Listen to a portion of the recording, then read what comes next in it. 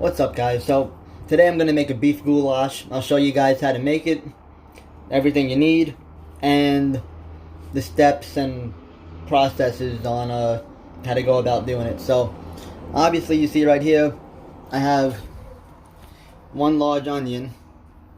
Well, whatever. One large onion, which is you're gonna use that. Your one large onion. Make sure it's chopped and the biggest one you can get. Then you want two red onions, chop them in half, and then you also want two green onions. Now I didn't chop them yet, but I'll do that and I'll show you. You want the biggest pot that you can find because this is a pretty big meal.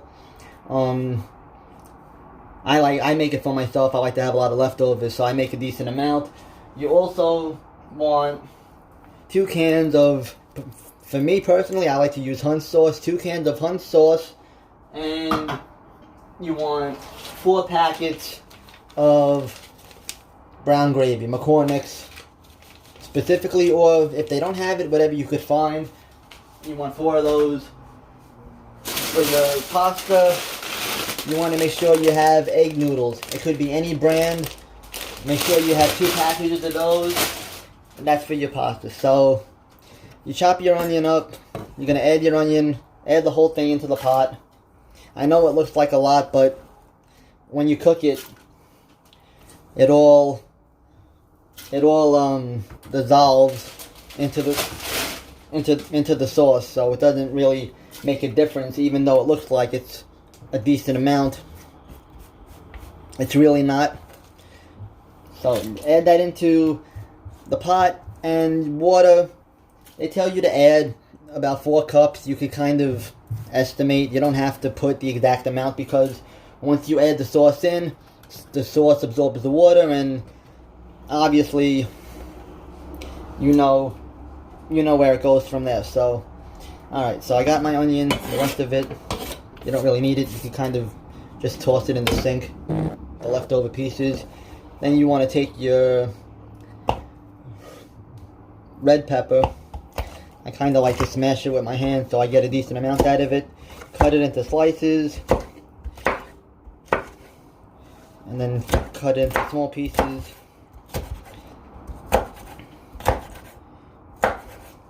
Whatever. Like that. Whatever. Or you could just kind of just chop up the whole thing. It doesn't make a difference on how you chop it. It just, as long as it's chopped.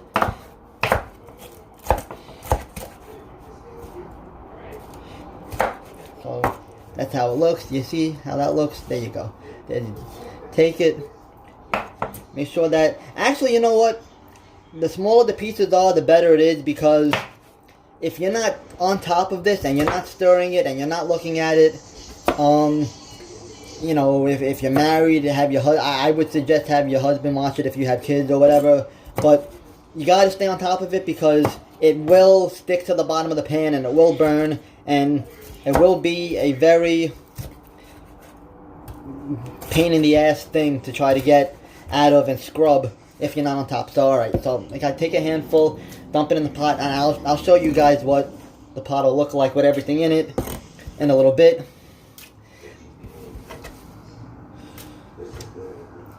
So you just take that, and there you go. Alright, so now that was only one. Here's my other red pepper.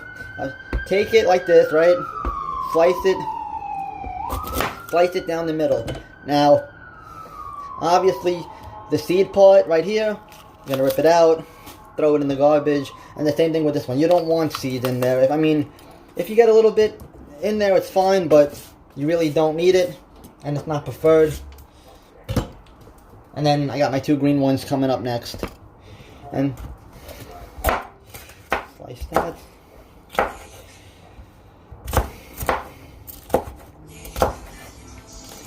And again, this is a big meal, and I like to make a decent amount because I like to have a lot of leftovers, especially now with this whole quarantine thing going on. It's good to have a lot of leftovers and be safe. So the more leftovers you have, means you don't have to go out and you don't have to see people, and you could avoid getting yourself sick. and other people sick, because who knows, you might have the virus and not even know about it. Right? Right. So, I got that one cut up. Add that in. Good thing I don't have my burner on, or else I would have burned my hand right now. But you throw that in there. I mean, obviously you get this process now. You chop everything up, add it to the pot. I'll show you how it looks once everything is done. Also, hold on, I'll pull it out now. Also, you want to make sure you get at least 2 packs of beef chuck stew. It's going to be cubed, or it'll stay cubed meat. You want to pick those up. Definitely want to make sure you grab them. Grab the biggest pack that you could find. Now, with me, I could not get the biggest pack I wanted, unfortunately, because of the pandemic that's going on with this stupid virus. So, I couldn't get the biggest pack I wanted, so I'm making do with what I have and what I was able to find. And unfortunately, it was only those 2 packets. So, I'll show you the best way to utilize the meat. Now, I'll show you real quick. I'm not going to do it yet, but you see how these pieces are kind of big? Basically, you do the same thing that I did earlier with the pepper, where you smash it. What you do with the pepper is you smash it down, so you kind of get more out of it. Alright, throw that in there. Alright, so that's good. That's good, that's good.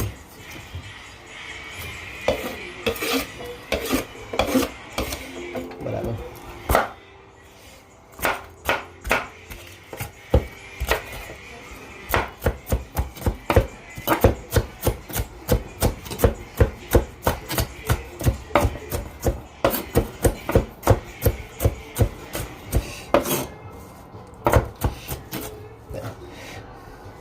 Throw that in, and then I'm down to my last pepper. So you scrape off whatever's left over. Alright. Last pepper. Again, same process, down the middle, de-seed it.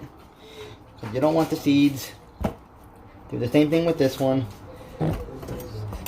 Slice it, cut it up.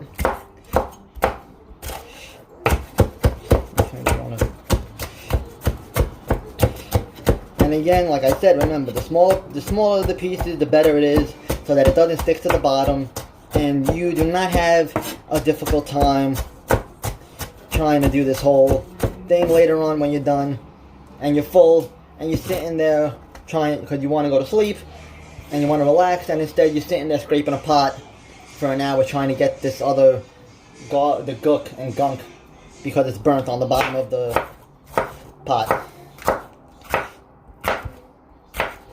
Alright, so, you have that. You have this last pepper over here.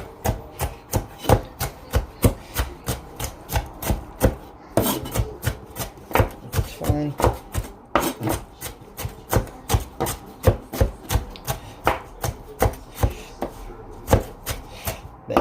Alright, so that's all cut up, and that's the last one. So now, I'll show you the process of what you do with the meat.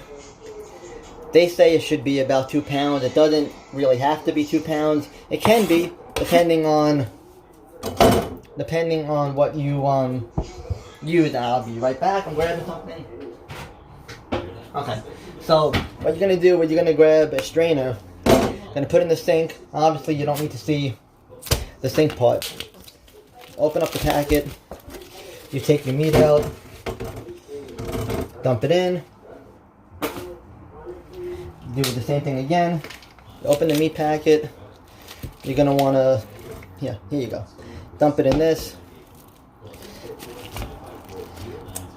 Throw that away. And then what I like to do is I like to clean the meat.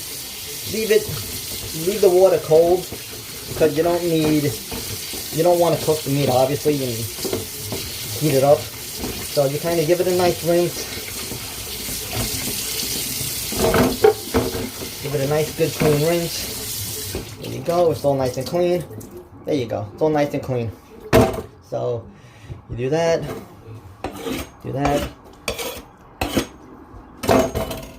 So now what you can do is you can turn that on. You can turn your pot on, and I told you that I showed you what it would look like. Your pot should look something like this. With all the stuff that's in it, that's how it should look. Right? There you go. So now, what you want to do now is you're going to grab your meat. See, it's a nice fat piece. Now, obviously you're not going to throw it in like this. It would make no sense for you to do that. You're not going to do that. So, again, you're going to take your knife. You're going to see this? You're going to smash this down. Hold on, see if I can get a better view. There we go. Alright, so you're going to take this, and you're going to smash it down like this with your hand. Cut it, going across, so that you have a decent amount of meat. Again, you don't want to... That's good enough. So you take that, you throw it into the pot, and you don't leave your gas on too high. You don't leave your gas on too high because you don't want to burn it. Kind of throw that in there, let that do its thing. You want your 4 cans of the brown gravy, the 4 packets of brown gravy. Make sure you get every single morsel of brown gravy that you can get. Every single thing. Even if you have to open a packet like this, open it. Make sure you get all of it out of there. Again, why waste your money, your hard-earned money, on things that you bought if you don't get everything, every usage out of it, right? Right. Alright, so you're going to open up all your package. Obviously, I'll show you what it looks like once I'm done. Bear with me with the camera angles. I know it's not great, but I make do with what I can do. Got my dog over here trying to eat my out of the garbage pail.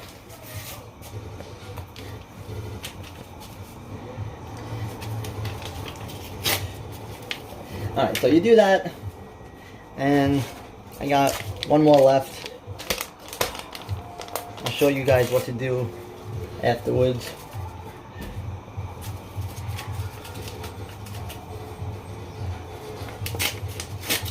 Got that. Alright, so that's all in there.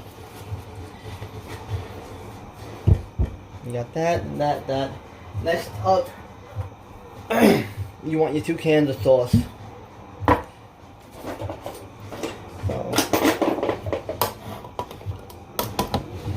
Open your cans of sauce.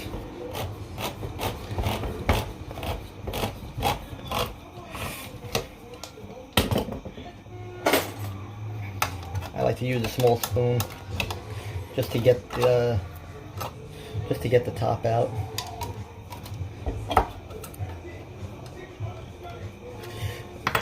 There you go. Kind of want to dump that in there.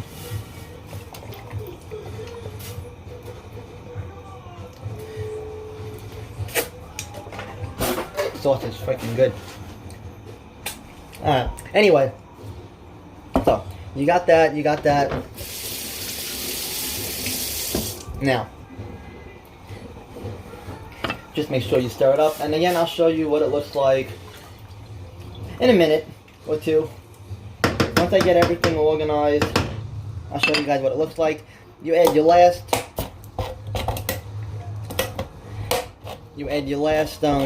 can of sauce. There you go. And again, I like to use the spoon just to get the top of the can open. That makes things very easy for me. And there you go. See? So now, you have that all done. You have that out of the way. I like to leave the can on the side. That way I could put my my wooden spoon in there. Again, then you go back to, and now I'm going back to the meat.